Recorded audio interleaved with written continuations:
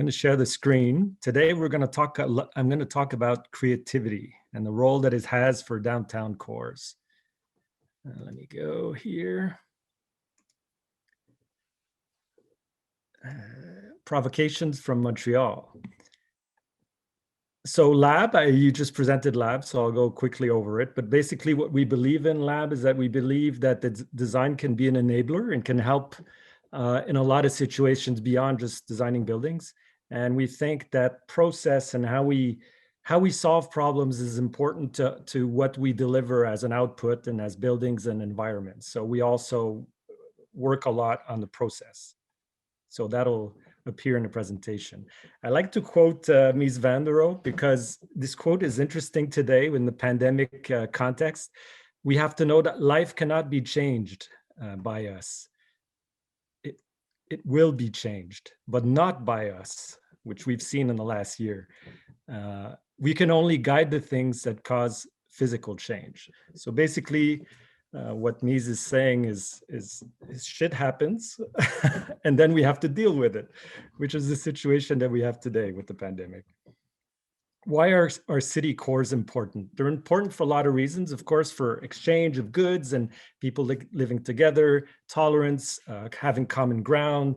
There are all kinds of reasons why city cores are important. I like to look at a couple of historical examples to refresh why some cities have emerged as creative hubs and innovation and really foster innovation in certain periods. So there are reasons why these cities have emerged as creative hubs. Like we could talk about Athens and Pericles period. We could talk about Florence during the Renaissance. We could talk about Paris at the turn of the 20th century.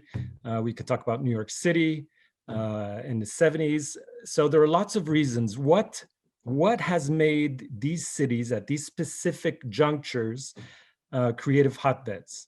So this is something that's a bit eluded to us, but there is a lot of literature on the subject. So if we look, we'll see that, of course, density or intensity has always been a condition conducive to creating these conditions of creativity and innovation. So on the left, we have Bologna, medieval city. On the right, we have urban sprawl. We could see that sprawl would kind of be the enemy of this intensity that we want to have some creativity and to have innovation. So sprawl is an issue. We think that diversity and variety and richness and depth of experience of people, of ideas, of cultures, of origins is something that stimulates the new ideas and the crossbreeding of these new trends. So it spurs innovation, as uniformity would be, of course, an enemy of this. I like to talk about serendipity, but serendipity is mostly having conditions that are conducive for the meeting of the ideas. So it's good to have ideas and to have diversity, but people have to be able to meet and talk and exchange so these ideas can evolve to next generation ideas. So if we have dispersion, and I think one of the issues of the pandemic right now is that we're all fragmented in our individual houses, I think it will have an impact on the level of creativity and new ideas that will emerge during the pandemic or after the pandemic. So I think that if we can recreate these conditions for serendipity once we're out of the pandemic, we'll be fostering conditions for innovation. Change, of course, and inertia. Change can be a positive force, can be a negative force. So it could be disruption, it could be volatility, it could be instability, but it could also foster change, acceleration of new ideas, new paradigms, new ways of thinking. So change is also a positive force. And in those cities that we've looked at, the 4 cities that I've pointed out, there's always been an element of instability that has helped stimulate the creativity of those collectivities. So that's an important thing. So what's the future and how can we recreate these conditions in the core and make the core attractive? And I think that one of the attributes that we should lean on is the fact that those city core are an essential part of innovation and creativity in companies and culture, social innovation. So how can we create this? I'm looking at a couple of trends and I'll submit them to you. So the premise is that for now, going back downtown and into the cores, we've been lacking, I think, a compelling narrative. We've been trying to convince people, we should go back because it's good for the economy, it's our civic duty, all kinds of reasons why we should go back, but there hasn't been a compelling story about what's in it for me, what's in it for the citizen, for the consumer, for the parent, for the student. Our lives have been appended, and the user journey of going downtown is totally different now. So we need to rethink the attributes of the downtown destination and to rebalance them. So to start with the story is to appeal to the heart. We've been appealing a lot to the mind, but I think that now if we want to have success in bringing people back downtown and for it to be sustainable, I think we need to be telling a story from the heart as much as from the mind. Our cores are the premise, second premise, our cores are ghost towns right now. What's missing, of course, is the users, is the people. So we have to start, I think, one of the deep trends that it's for the next generation of these downtowns to help them become vibrant again, is to work from the user experience.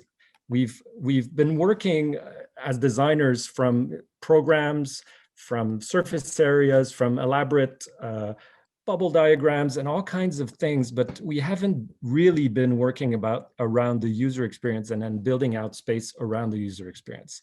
Back in the days when we designed Quartier des Spectacles in Montreal, we really built the space, the urban shape around the user and around the crowds, around the events, and then the urban shape kind of took shape and got framed around the user experience. So I think building around the user experience will probably make our downtowns a lot more user-friendly and more ergonomic, more secure, safer in a post-pandemic world, but also more resilient. So if we continue on this idea, the third premise is that we've seen that our real estate is really vulnerable to change and to disruption. So how do we render our real estate more resilient?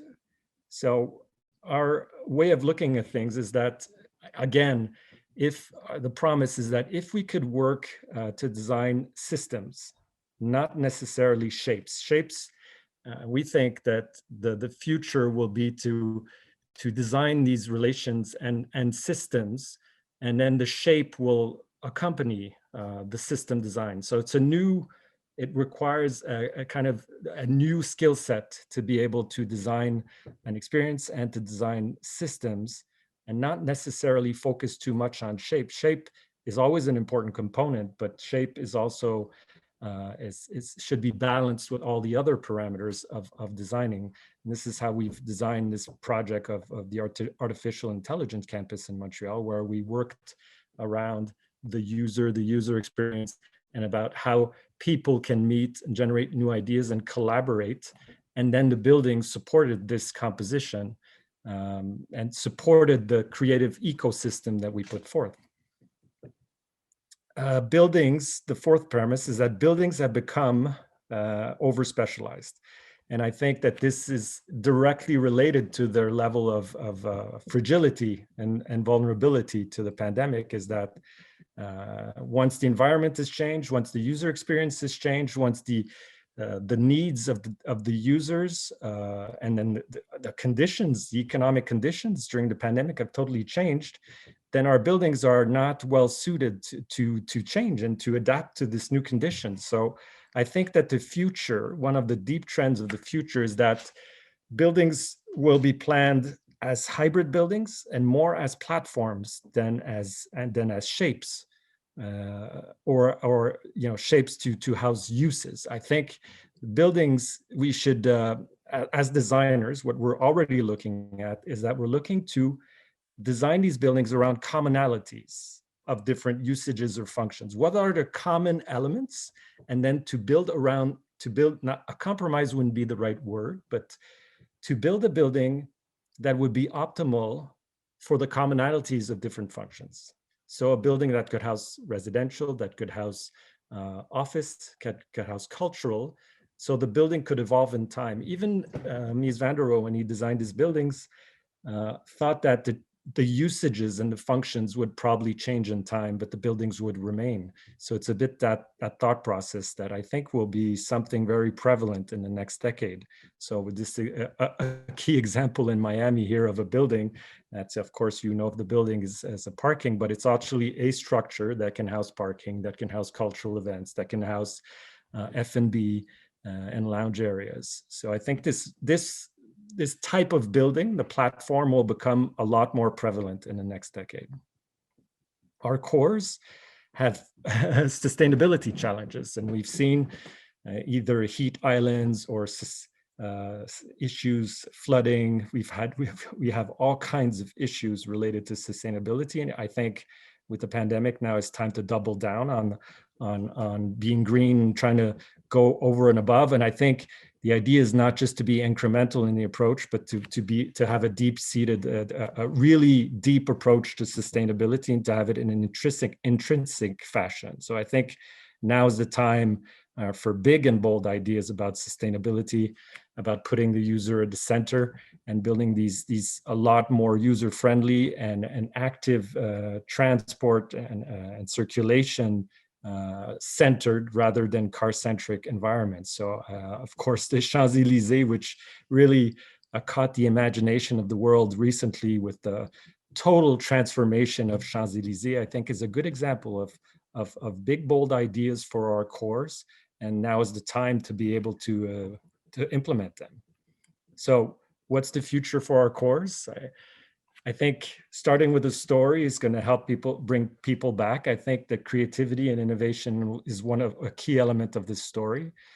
To build out from the user is a change of how we look at real estate and how we do buildings, and to build out systems rather than shapes, and to really rely and leverage platforms as a type of building, a new type of building, a hybrid building that fosters cohabitation of different users and different functions, and then to champion nature's reclamation of our downtowns. So that's what I think the near future of downtowns will be, and LAAB will collaborate and try to foster this new reality for downtowns. So I think that Lincoln is a big inspiration to look at a positive future and to have hope. And the best way to predict the future is to collaborate and co-create it together, to be an active part of it. Thanks.